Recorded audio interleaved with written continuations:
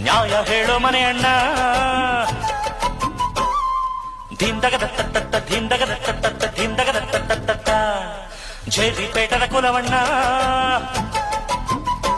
ನಮ್ಮಪ್ಪ ರೈತ ದೊಡ್ಡಪ್ಪ ರೈತ ಕೂತುಂಡರು ಕರಗಲ್ಲ ಬೇಸಾಯವ ಮರೆತಿಲ್ಲ ನಾನ್ ಪುಟ್ಟ ನಂಜ ನಾನ್ ಪುಟ್ಟ